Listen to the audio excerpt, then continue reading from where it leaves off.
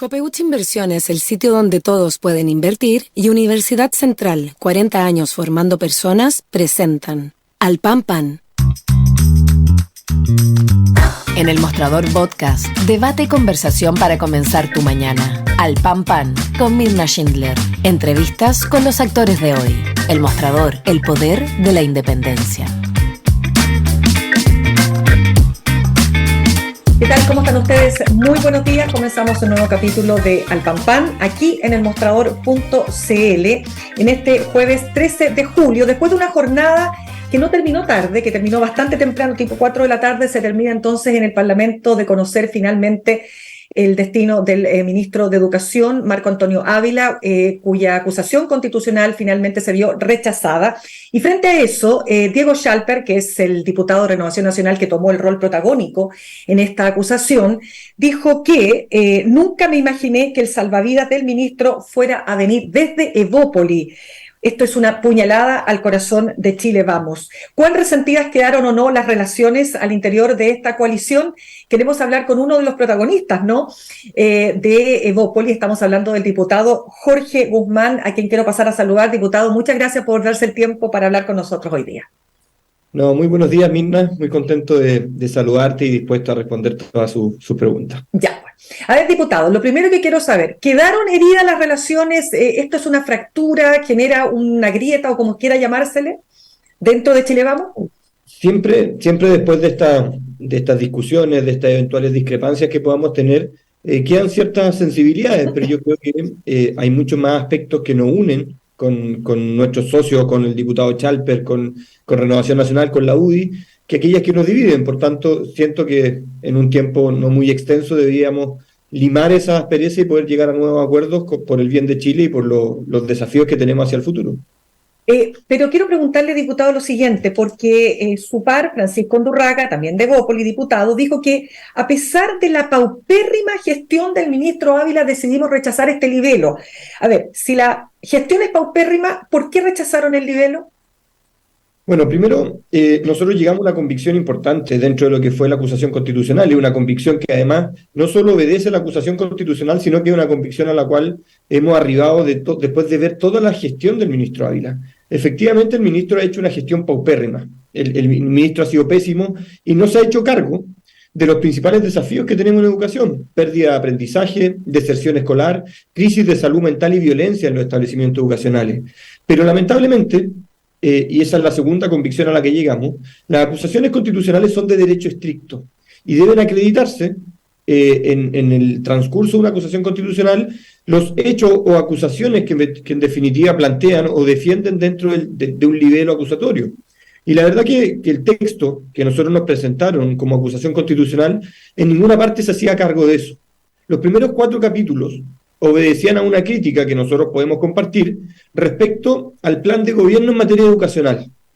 Pero eso no es objeto de una eventual acusación constitucional, como lo establece nuestra Constitución en su artículo 52, que señala que es por incumplimiento grave de la Constitución o las leyes.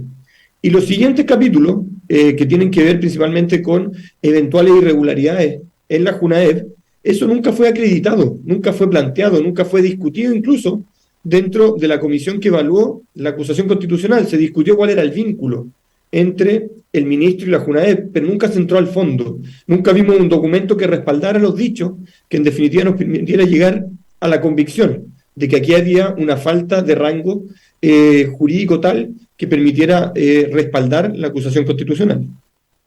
Diputado, ¿cuándo toman la decisión finalmente, cuando se producen estas, por ejemplo, participaciones de personas como Marcela Aranda del Observatorio Cristiano Legislativo, o cuando la diputada María Luisa Cordero expresa epítetos muy ofensivos, lo que va generando, ¿no es cierto?, en un sector, por supuesto dentro del oficialismo, la convicción de que esta era una acusación que tenía como origen y fundamento esencial atacar básicamente a la orientación sexual del ministro Marco Antonio Ávila?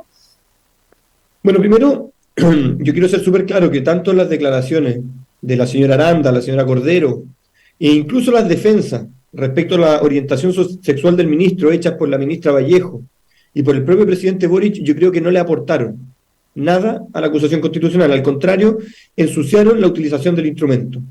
Y al inicio tú misma señalabas la analogía que hacía el diputado Chalper cuando decía que nunca se imaginó que de Bópoli iban a lanzar el salvavidas al ministro Ávila. Pero yo también, usando la misma analogía, quiero decir primero que la acusación constitucional hizo que el ministro nadara siempre en agua poco profunda. O sea, el ministro, desde que se inició la acusación constitucional, estuvo en una situación de poco riesgo, porque en definitiva, la acusación se fue construyendo después de que fue anunciada. Aquí un par de diputadas anunciaron la acusación y luego empezaron a buscar argumentos para poder generar esa acusación. Con eso, el ministro ya nadaba en aguas poco profundas. Segundo, Renovación Nacional o el diputado Chalper no puede buscar responsabilidades sin antes hacerse responsable del daño que le hicieron al instrumento. Y ahí justamente quienes llevaron a declarar a la señora Aranda a la comisión y que hizo declaraciones respecto a la condición sexual del ministro, o la orientación sexual del ministro, perdón, fue justamente una diputada fueron invitados por los diputados de Renovación Nacional. Entonces ellos le hacen daño justamente la acusación. Finalmente, las declaraciones que afectaron aún más esta débil acusación constitucional fueron declaraciones de la diputada María Luisa Cordero, diputada independiente dentro del cupo de Renovación Nacional. Entonces, antes que buscar quién le lanzó el salvavidas al ministro, yo le pediría al diputado Chalper que vea cuáles fueron los errores que se cometieron en la construcción y desarrollo de esta acusación constitucional. Porque aquí se ha querido instalar que esto es responsabilidad de Bópoli. Y la verdad que a la acusación le faltaron más que 2 votos, que fueron los votos de Francisco Undurraga y el voto mío. Le faltaron por lo menos 5 o 6 votos más. Entonces, yo creo que el lograr convencer y el lograr una acusación constitucional bien construida requiere primero una conversación con tus socios políticos, en este caso con Bópoli, la UDI, Renovación Nacional, para llegar al convencimiento que está bien utilizado el instrumento, para luego ir a buscar los votos que te faltan. Y aquí, desde RN, yo creo que se adelantaron en la acusación, que le hicieron daño a la acusación con las invitaciones que se hicieron dentro de la comisión y con las declaraciones de la diputada Cordero, y por tanto, el salvavidas que eventualmente, señala el diputado Chalper, le lanzó Bópoli al ministro, yo creo que el ministro en ese momento ya estaba a la orilla de la playa tomando sol, ya no tenía ni un riesgo de que la acusación prosperara. Diputado, yo recordaba el otro día cuántas acusaciones constitucionales el actual oficialismo trató e intentó contra los ministros del presidente Sebastián Piñera. Solo prosperó la acusación contra Andrés Chadwick, exministro del Interior. La actual oposición ya va por 4 intentos fallidos. ¿Hasta qué punto, diría usted, se está afectando, se está enlodando, se está chacreando en buen chileno un instrumento tan importante como la acusación constitucional, diputado? Sí, la verdad que nosotros fuimos testigos de la pésima oposición que hizo el Frente Amplio cuando fuimos gobierno con el presidente Sebastián Piñera. Una oposición que no fue constructiva, una oposición que estaba tan ansiosa y ambiciosa de poder que utilizó todos los mecanismos posibles para poder desestabilizar al gobierno que en ese minuto le correspondía llevar la administración de nuestro país. Como lo criticamos, como lo vimos, como fuimos testigos de eso, no podemos caer en lo mismo. Y justamente un instrumento que nosotros tenemos que defender es la acusación constitucional, que sea bien utilizada.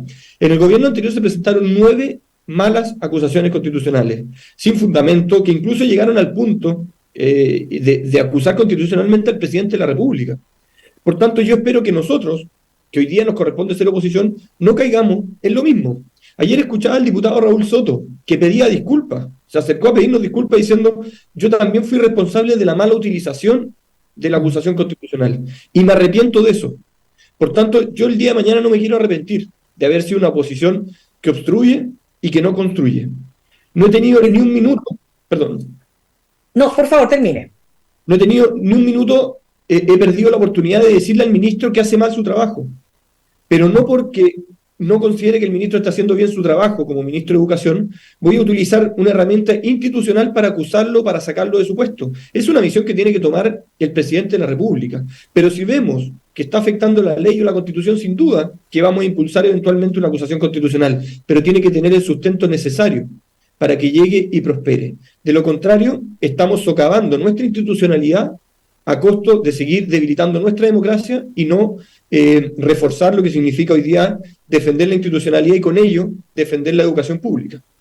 Diputado, desde las elecciones de mayo pasado lo que uno observa es que hay una coalición llamada Chile Vamos que intenta encontrar un relato después del arrollador triunfo del Partido Republicano.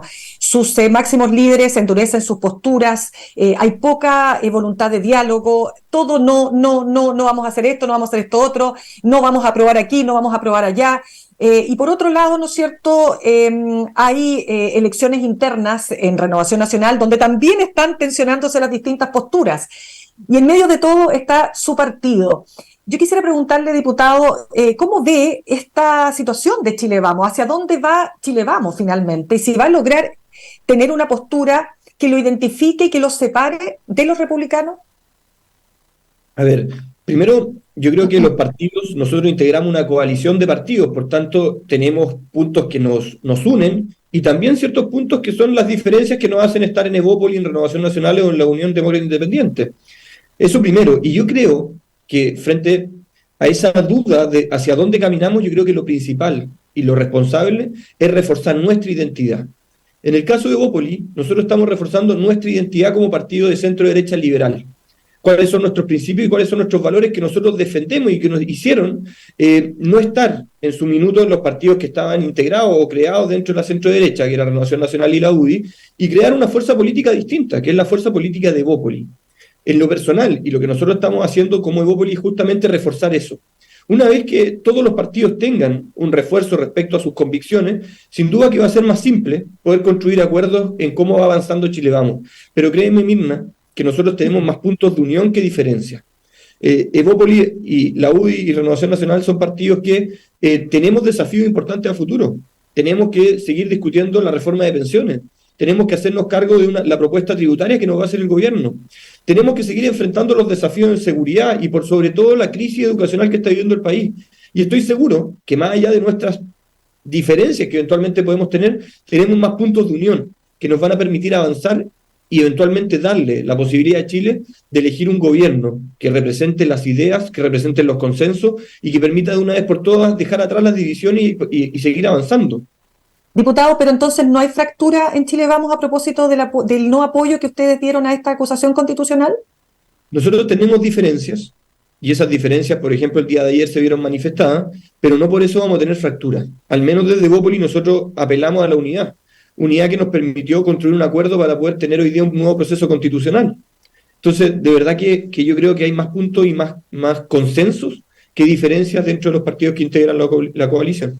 Ya, pero me concede de todas maneras, diputado, que después de las elecciones de mayo pasado, que no le fue bien a Renovación Nacional, tampoco le fue bien a la UDI, ¿no?, para integrar el Consejo Constitucional, y le fue estupendamente bien a Republicanos, le ha costado a Chile Vamos retomar su propio relato, que a veces se pasan más pueblos que los propios republicanos en ciertos temas, ¿no? Pregunto para efectos de cómo ha sido el efecto, digo, político que generó esa derrota. Mira, yo comparto que viene en remesón, sin duda, que hubo un movimiento que ha puesto en duda incluso los liderazgos dentro de los propios partidos, y nosotros no somos la excepción. También hacemos una mirada crítica respecto de lo que fueron los resultados de las elecciones de los constituyentes. Pero eso también nos obliga, insisto, a reforzar nuestra estructura, reforzar nuestras bases, nuestros cimientos, y en razón de ello ir encontrando esos acuerdos y esos consensos que nos permitan fortalecer nuestra identidad como Chile Vamos. Obviamente que hay cierta sensación de querer parecerse más, parece que algunos a lo que representa hoy día el Partido Republicano, pero claramente nosotros, por lo menos desde Evópolis, estamos reforzando mucho nuestros principios, nuestros valores y lo que representamos. Y sobre eso vamos a construir los acuerdos que van a permitir avanzar al país en la coalición que estamos, que es Chile Vamos. Diputado, el año 2012, cuando se crea Evópolis, se crea con una serie de principios, pero fundamentalmente un partido liberal, un partido que mira a la centro-derecha moderna, un partido que después va mostrando, digamos, una coherencia respecto de esos principios al aprobar, por ejemplo, la ley de matrimonio igualitario o la ley de identidad de género, pero otros dicen que fue cambiando su postura, fue poniéndose quizás más hacia la derecha, incluso los llegaron a llamar los hijos, dicen más hijos de la UDI, quiero decir, que liberales o que del liberalismo. Incluso me acuerdo perfecto una frase que decía que eran como la UDI pero con zapatillas. Entonces pregunto, ¿cuánto de eso hay y cuánto hay, a partir de lo que vimos ayer, de ese partido que quiere efectivamente tener esa identidad clara en sus principios y en su accionar político?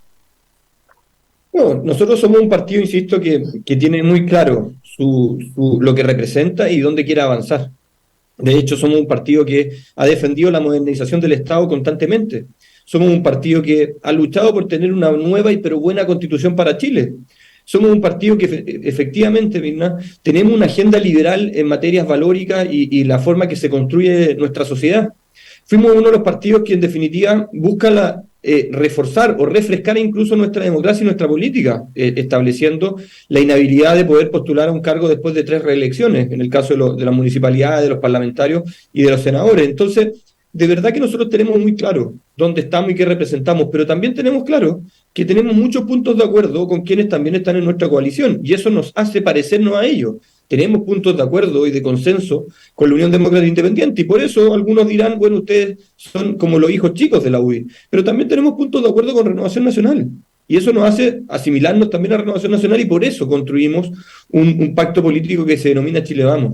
Entonces, creemos, tenemos nuestros valores, tenemos nuestros principios, tenemos nuestra dirección súper clara, y en razón de esos valores, de esos principios, seguramente vamos a encontrar puntos de acuerdo con los otros partidos, que nos hace votar con ellos en distintas iniciativas y distintas propuestas. Y cuando creemos que no estamos tan alineados en algunos aspectos, votamos distinto, y eso es lo válido de nuestra democracia.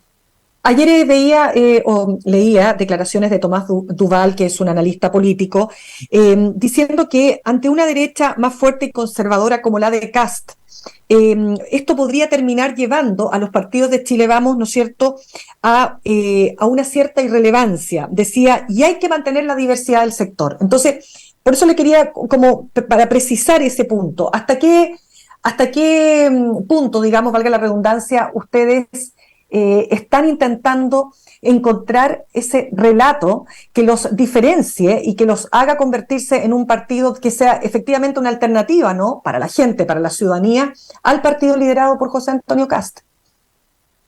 No, totalmente. Yo comparto las declaraciones. Nosotros necesitamos hoy día representar a la gran mayoría de los chilenos, si no, tú no puedes estar atrincherado. Y yo creo que la única forma de poder ser gobierno es poder captar la atención y la representación de la gran mayoría de los chilenos. Nuestro sistema. ¿Y se han atrincherado? ¿Se han atrincherado, diputado? Desde Bópoli creo que no, pero ¿Y desde Chile Vamos? Yo creo que lo que pasa es que Republicano está en una trinchera dura y tiende a llevar la discusión a su trinchera. Es lo mismo que pasa en la izquierda más dura, donde el Frente Amplio, donde Revolución Democrática, donde el Partido Comunista están permanentemente convocando a su extremo. Ya, pero cuando el presidente de la UDI, perdón, diputado, cuando el presidente de la UDI, el senador Macaya, dice no vamos a aprobar nada de la reforma tributaria, y respecto de la reforma a las pensiones tampoco, nada. O sea, cuando no abre un espacio para esa necesaria discusión y para ese necesario llegar a acuerdos, porque si no, la democracia, usted sabe lo que termina pasando, ¿no? Si el país no avanza en los cambios que se necesitan, al final no son los partidos, no es el Congreso, es la ciudadanía la que se ve afectada. Justamente, y la verdad que no me puedo hacer cargo yo de las declaraciones del senador Macaya, pero sí me puedo hacer cargo de los actos que ha llevado adelante Bópoli. Bópoli fue con nuestro ex ministro Ignacio Briones, fue Felipe Kast, fue nuestra presidenta Gloria Huth, fue Luciano Cruzcoque y nuestro representante de los diputados Francisco Undurraga, donde el ministro de Hacienda le llegó una propuesta seria respecto de cómo avanzar en un pacto tributario, respecto de cuáles son nuestros puntos de acuerdo y consenso y dónde podemos avanzar en materia de pensiones, donde hemos dicho que hay que aumentar la pensión garantizada universal, donde hemos dicho que en definitiva hay que garantizar la libertad de elección a las personas, donde hemos dicho que la propiedad de los fondos es sumamente importante. Entonces, yo creo que aquí tenemos que ser una centro derecha que esté dispuesta al diálogo, que sepa claramente dónde están sus límites, y en atención a esos límites también planteárselo al oficialismo para poder construir acuerdos, porque en definitiva, y bien lo dices tú misma, cuando los sectores políticos se atrincheran, cuando no se genera un diálogo y cuando no se construye un acuerdo, además de perder los partidos, además de perder la democracia, pierden las personas. Si son ellas quienes pagan las consecuencias de un país que se estanca. Y hemos visto en los últimos años, después de lo que fue el 2019 en adelante, un país que se dividió, un país que se atrincheró. Y créeme que nosotros desde Bópoli no queremos fortalecer esa división, al contrario. queremos unir al país y de una vez por todas volver a tomar el riesgo, la ruta del desarrollo, del crecimiento, del progreso, de los acuerdos. Y para eso tenemos que abandonar las trincheras. Y aquellos que quieran seguir atrincherados, que sigan atrincherados, pero nosotros, que creemos que la democracia y el diálogo lo hace bien a Chile, tenemos que levantar esa bandera y tenemos que impulsarlas con mucha fuerza. Ya, y ahí entonces la pregunta es la siguiente, en esa misma idea que usted está planteando acá, hay que abandonar las trincheras. Mañana va a haber una reunión de los partidos políticos con la ministra del Trabajo y de Previsión Social, la ministra Janet Jara, por la reforma a las pensiones. Ayer conversamos con la presidenta de su partido, Gloria Hood, que decía que ella está dispuesta a abrirse a una parte de ese 6% adicional para solidaridad. Sin embargo, el senador Moreira dijo ayer sobre ese tema que no generara expectativas, llamó a Gloria Hood a no generar expectativas, mientras el senador Cruzcoque apuntó que la solidaridad debe ser con cargo a impuestos generales. Entonces, ¿en qué quedamos, diputado?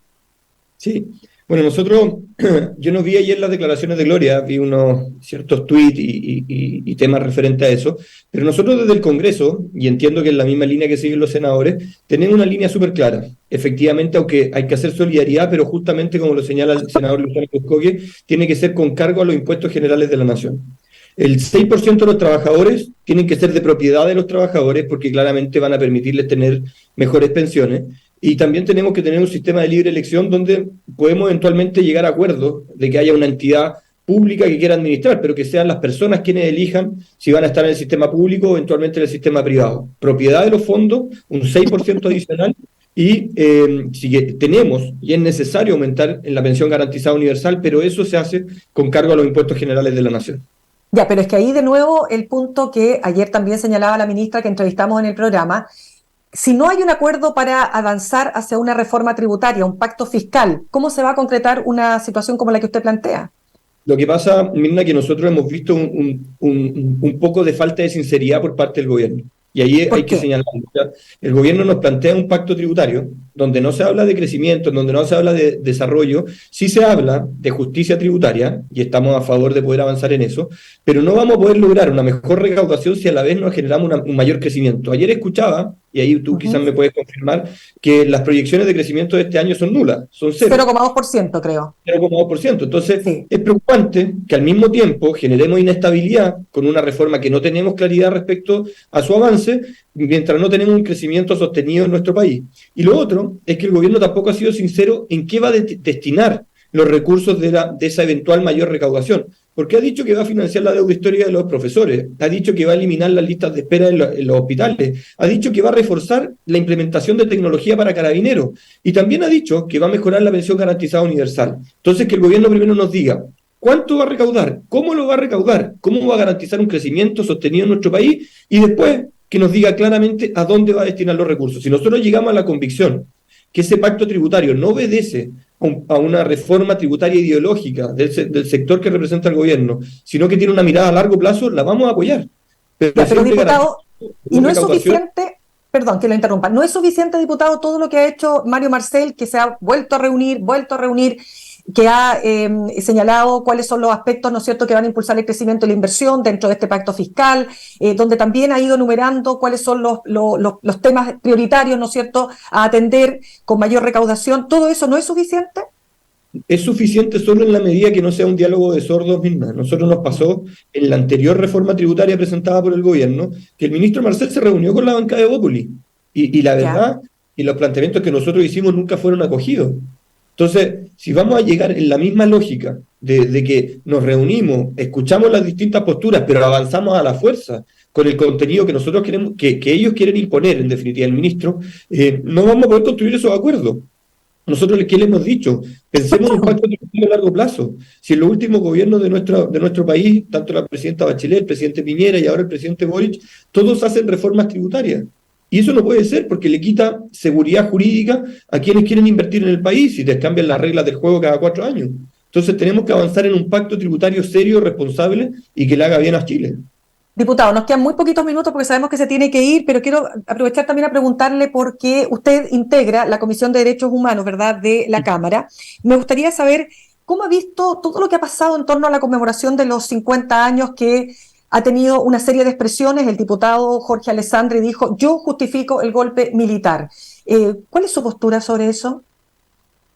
A ver, nosotros hemos sido súper claros. Aquí necesitamos que la conmemoración de los 50 años de lo que fue el golpe militar sea una oportunidad para poder entender lo mal que se hizo en el pasado. Yo soy de una generación que no vivió ese momento histórico, pero claramente quiero también aprender y quiero hacerme parte de lo que ocurrió, que llevó a la crisis más profunda de nuestra democracia, que llevó a la inestabilidad democrática, que finalmente conlleva un golpe de Estado, que lleva a una administración sin democracia, donde además se violaron derechos humanos. Entonces, lo que nosotros creemos que la conmemoración de esta fecha histórica tiene que permitirle al país avanzar, tiene que permitir mirar al pasado, aprender de sus errores y en atención a los errores del pasado, no volver a repetirlo en el presente y en el futuro.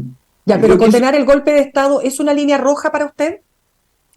No, nosotros tenemos que condenarlo. Si en definitiva fue la crisis de la democracia más profunda que ha vivido el país. Y por tanto ahí no hay que tener doble discurso, hay que condenarlo, hay que condenar las violaciones de derechos humanos, hay que condenar el uso de la violencia dentro de la gestión política y en razón de eso aprender de esos errores. Porque claramente hay quienes en los últimos años de nuestra democracia también validaron el uso de la violencia, validaron el uso de la división en definitiva, incluso estuvo en juego algunos aspectos de violaciones de derechos humanos afectando nuestra institucionalidad, tratando de llevar al Instituto Nacional de Derechos Humanos a hacer declaraciones en ese sentido. Entonces, de verdad que yo creo que como país tenemos que volver a conmemorar esta fecha, pero reflexionando y haciéndolo nuevamente, fuera de las trincheras y tratando de construir acuerdos por el futuro de nuestro país. Solo para cerrar ese punto, ¿ha habido un retroceso, ha habido una suerte como de, ¿cómo diríamos?, un retroceso hacia posturas más duras, ¿no? Cuando vemos a un diputado como el diputado Alessandri que es capaz de decir abiertamente, ¿no?, yo justifico el golpe de Estado. Yo creo que tanto en nuestro sector como en el sector del frente, hay personas que tienden y quieren permanentemente llevar el diálogo a los extremos. Y lo vemos en la Cámara de Diputados, y la gente que sigue esas discusiones se da cuenta cómo de un lado a otro se tratan de asesinos, cómo de un lado a otro se tratan de violadores de derechos humanos y cómo desde el otro lado replican justificando ciertas acciones. Yo prefiero alejarme de esas discusiones, buscar la construcción de acuerdo y consenso y permitir avanzar. De lo contrario vamos a seguir lanzándonos palabrotas de un lado a otro y no vamos a permitir que este país se reconcilie y que solucione las heridas del pasado. Ya, diputado, sé que se tiene que ir, quiero darle las gracias por haber estado con nosotros esta mañana. No, muchas gracias a ti, Mirna. Que esté muy bien. Y que esté muy bien también. Muchas gracias, que tenga buen día. Bien, vamos a saludar a nuestros auspiciadores. Aquí estoy buscando, aquí está. Estoy buscando, ¿dónde están las menciones? Acá están las menciones. Vamos con las menciones. Copeuch Inversiones te ayuda a cumplir tus metas desde 1.500 pesos y con una comisión que se acomoda a tu bolsillo. 100% digital, fácil de usar, te acompaña y con el completo control de tus fondos. Copeuch.cl, el sitio donde todos pueden invertir. Universidad Central, 40 años formando personas. Ven a vivir la experiencia USEN para los que buscan avanzar. Posgrados USEN, acreditada y adscrita a gratuidad. Conoce más en posgradosusen.cl. La acusación constitucional contra la fallida acusación constitucional contra el ministro Marco Antonio Ávila nos lleva también a querer ahondar en cuáles son los problemas que tiene nuestra educación, dónde están los puntos complejos, dónde están los semáforos que hay que atender. Por eso vamos a estar conversando al regreso de esta pausa con la cofundadora de Enseña Chile, la académica de la Escuela de Gobierno de la Pontificia Universidad Católica, también directora de ICARE, Susana Claro. Ya volvemos. En instantes, una